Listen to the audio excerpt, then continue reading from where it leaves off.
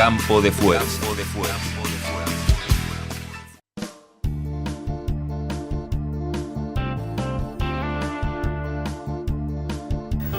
Hace un tiempo que quiero hablar sobre un tema polémico, el glifosato y su toxicidad.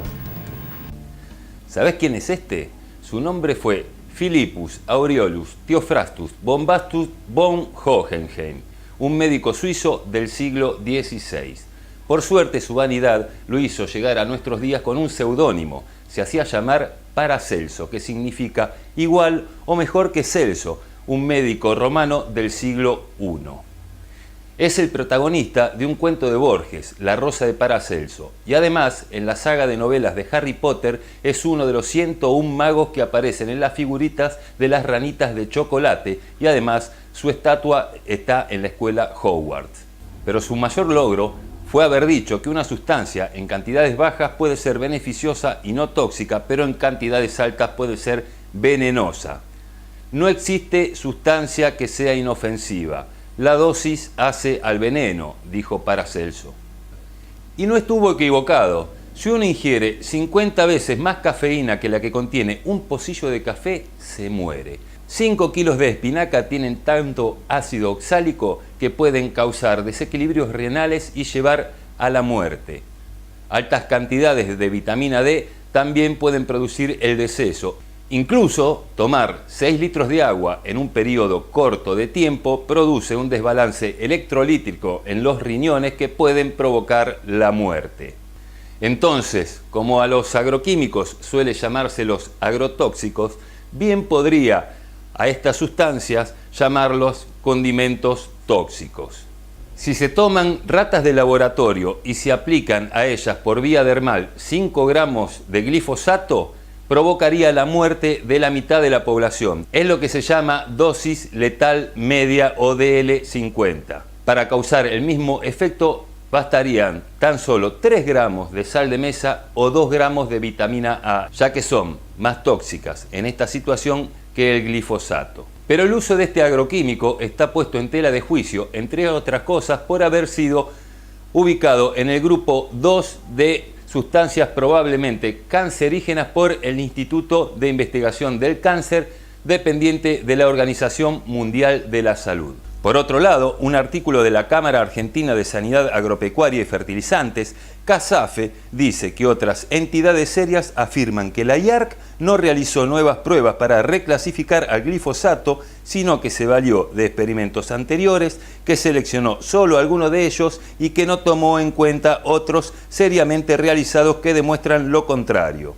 y que la Agencia de Protección del Ambiente, EPA, de Estados Unidos y el Instituto Alemán de Evaluación de Riesgo, este último a pedido de la Unión Europea, estudiaron el glifosato durante 4 años y concluyeron que no era cancerígeno. Aducen que en muchas poblaciones rurales la aparición de casos de cáncer es más frecuente que en otros lugares. Un caso emblemático fue la localidad de Monte Maíz, en la provincia de Córdoba. Allí se denunció una gran cantidad de apariciones de casos de cáncer. Pero un estudio realizado por profesionales médicos de la Universidad de Córdoba determinó que la aparición de estos casos no presentaba un patrón que lo ligara a las zonas periurbanas. Otra cosa que se dice, que profesionales del medio agropecuario o gente vinculada a él defiende al glifosato por haber recibido alguna especie de favor de la empresa Monsanto. Yo no sé si esto es así, pero aceptar que alguien cambie su opinión en base a un beneficio que le otorga una empresa es aceptar que, así como se denuncia que Monsanto lo hace para que se hable en favor del glifosato, otras empresas que han quedado fuera del negocio de la soja transgénica lo hagan para que se lo denueste. Aún así, la patente del glifosato ya está vencida, por lo tanto, gran parte de ese producto se fabrica en India o en China por empresas que no son la mencionada empresa americana. Uno, como ciudadano común, escucha una y otra campana y no sabe cuál es la verdadera. Por eso yo me tomo el atrevimiento de intentar ver qué conclusiones saco utilizando el sentido común. El glifosato inhibe una proteína que se encuentra solamente en algunos vegetales. Entonces, por ese lado, no veo cómo puede llegar a ser tóxico para el ser humano. Aparte, ¿Cómo nos llega el glifosato a nosotros? Es un producto de muy baja volatilidad, es decir, que difícilmente nos llegue el vapor a nuestras narices.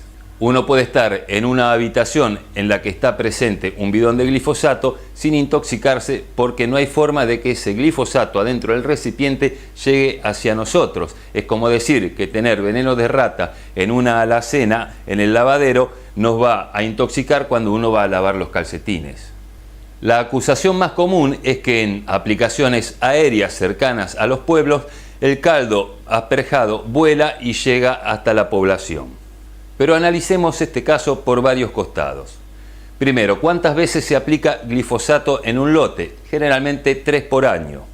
Para que el asperjado de una aplicación vaya hacia un lugar, tiene que estar el viento de contra a ese lugar. Entonces se tiene que dar la condición de que la aplicación se haga en condiciones de mucho viento y que ese viento vaya para el lado de la población.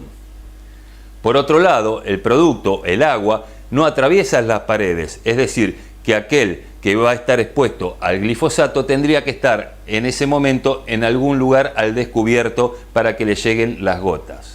Por lo tanto, la probabilidad de que esto suceda es baja, se tienen que dar varias casualidades. Pero imaginemos el peor de los escenarios, que uno se acuesta desnudo debajo del ala de pulverización de una máquina que esté aplicando glifosato.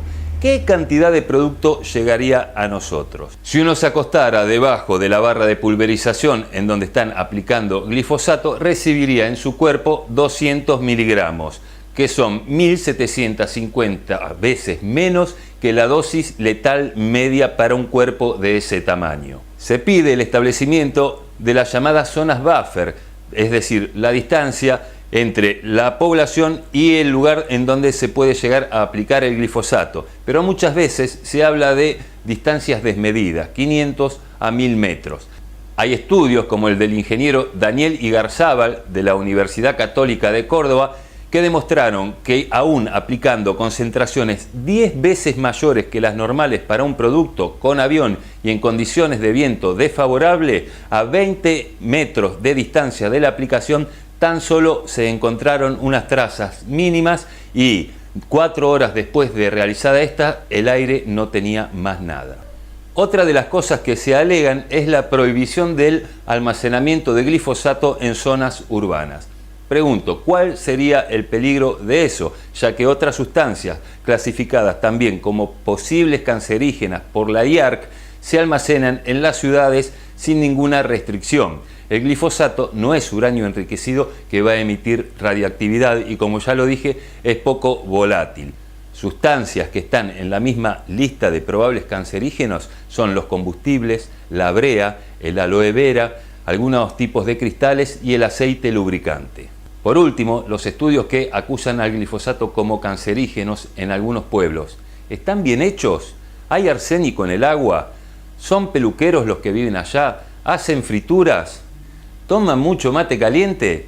Porque tanto el mate caliente como el oficio de peluquero como el oficio de hacer frituras están en el mismo listado de probables cancerígenos del IARC.